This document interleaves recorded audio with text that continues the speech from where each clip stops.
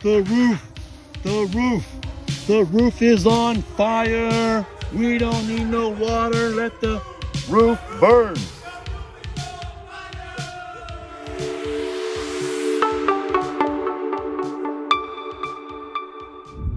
Hey folks, Lester here. And what you're seeing, what you're seeing right before your very eyes is Lester starting fires. Now folks, before you start freaking out and trying to call the fire department or call someone to lock me up, let me explain to you what's going on here. This is actually something that we do every year around this time of year, just after our first heavy frost. We have a controlled burn, and that's exactly what we're doing today. Let me explain it to you. So every time anyone sees fire, I mean, it's just natural to panic. But folks, there's actually certain reasons why we do this, and there's a way how we do this. Oh my God, my hands are filthy. Hey, it's farm life. So folks, first of all, you should know that what we do in these controlled burns is we make sure that we do an area that we can contain. We make sure that we choose a day that's not very windy. And if there is a wind, then that wind's blowing in the right direction, because that's very, very important.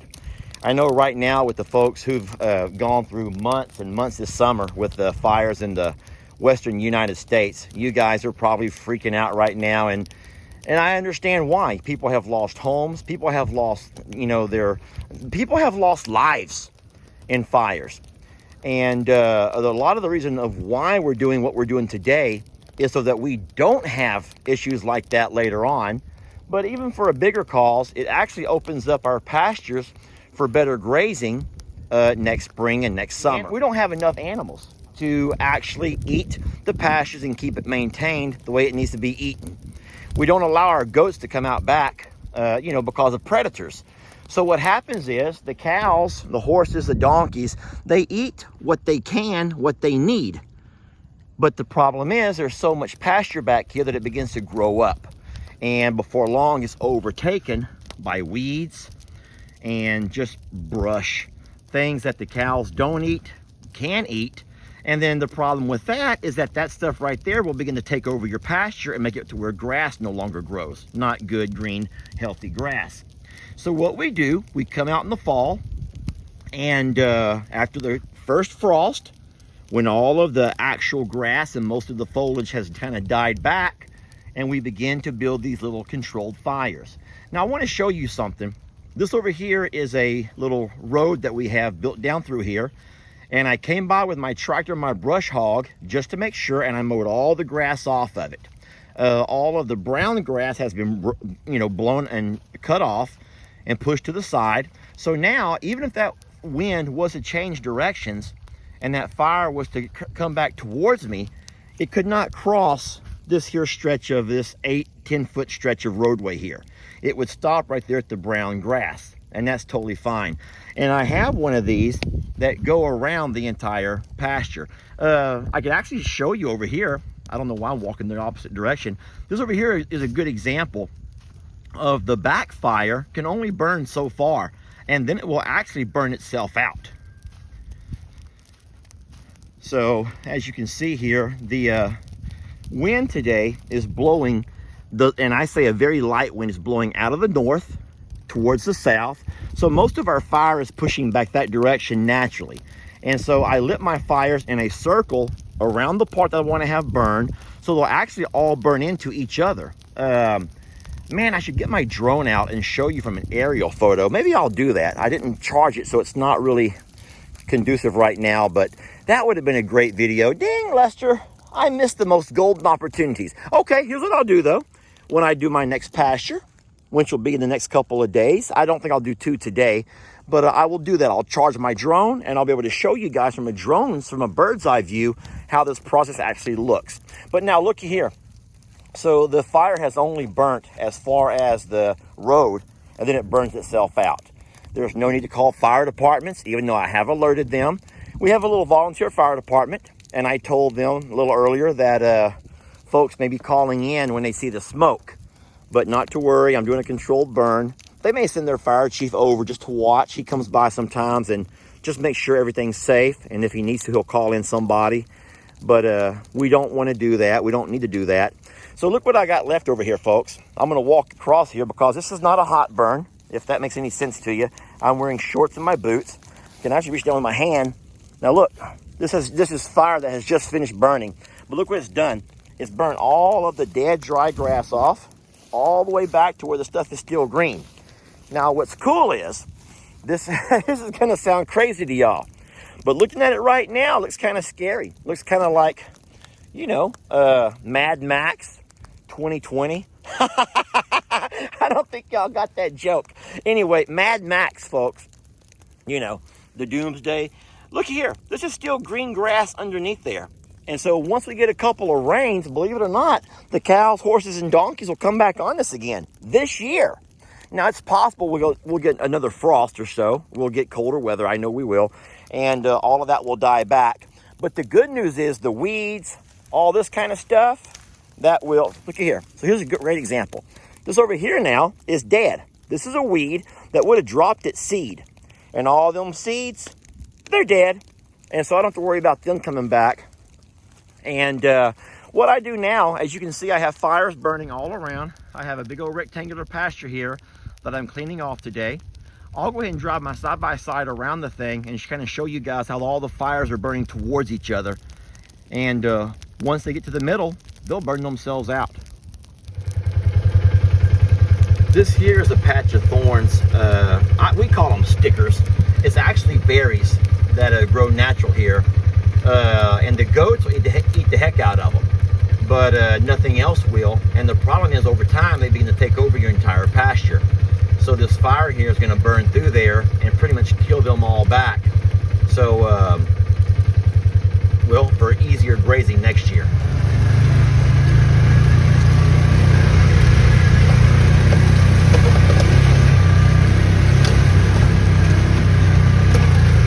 We want all of that junk burned out of here. That's good for nobody right there. That's good for nobody. Seriously.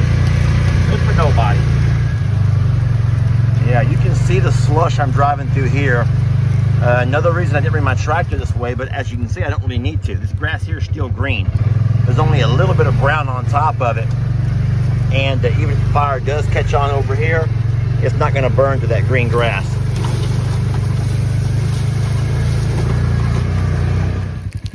So folks, I know that this might be poor timing. I'm sure it is. The timing of this video was probably in bad taste because of the fact that so many of our folks who've loved this page have been through just such, I mean, I'm gonna say a living hell with fire. But it is something that we have to do. And I just thought, for the folks who know a little bit about farm life, or those that have an interest in farm life, you might be interested in seeing how we do things. You can see the before and after over here, and I think I should let this picture here serve as that. This is a very good illustration of what we have before we burn these fires and what we have after. And as you can see, they are much needed. Once we get a first couple of rains, all the black soot will wash away, and it will leave us with green grass again. The little wind is picking up a little bit. You can see the fire. What's happened actually now is the fire has actually changed directions. Oh, crap, bolus. Sheesh, Lester, just get the side-by-side out of here. God. Hold on, folks. You know, it's funny. It's real funny, actually. Jamie has... How do I say this the right way? How do I say this the right way? There we go. Jamie has told me so many times that she knows that I'm going to end up meeting my fate out here doing some farm chore at some point. I have found myself in so many weird situations. I have found myself in so many close situations, close calls, as they say. I've told y'all about some of those in different videos.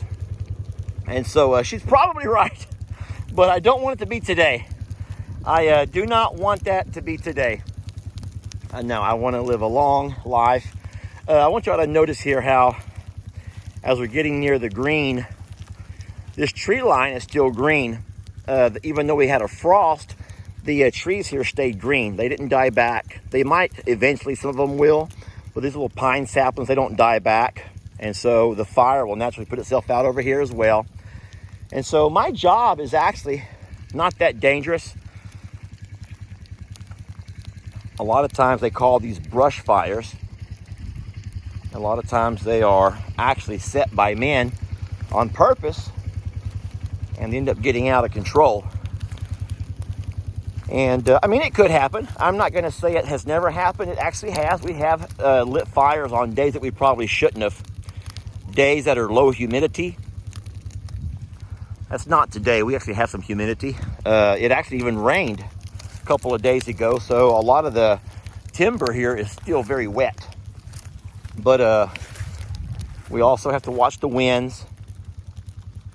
And I think for the most part, we do it in small sections. We don't try to do too much the same day. This here's going to burn itself out probably in the next hour. So I've told you why we do it. I've told you how we do it. I told you, well, obviously you see where we're doing it here in the back pastures. It's the back pastures where we don't graze goats. Our goats don't come back here because of predators. So that's the where, who, what, where, when, why, and how. That's what they always teach us in teacher college. To tell a good story, you need the 5 W's plus that H. You get it? Who, what, where, when, why, and that H is how. Well, I think I've done that. And in saying so, I think this video might be about over. All right. Well, I guess I'll end this video where I started it. Folks, I know the timing of this was not perfect. I want to apologize if this did anything to you folks who've been through too much fire lately. You know, fire is a really neat thing as far as what it can do and what it has done to help advance, you know, mankind. It can be a very powerful tool. As you can see here, what it's doing for us right now is just something that we've been doing and has been done for centuries, and it, you know, it will be continue to be done for a long time. But for you folks who've experienced too much fire lately, I do know, because I get that way when we see rain, too much rain and flood. I know what it does to me, and for that I do apologize. But just trying to make a little bit of an informative video, and as a teacher, the teacher in me, that's just what I do.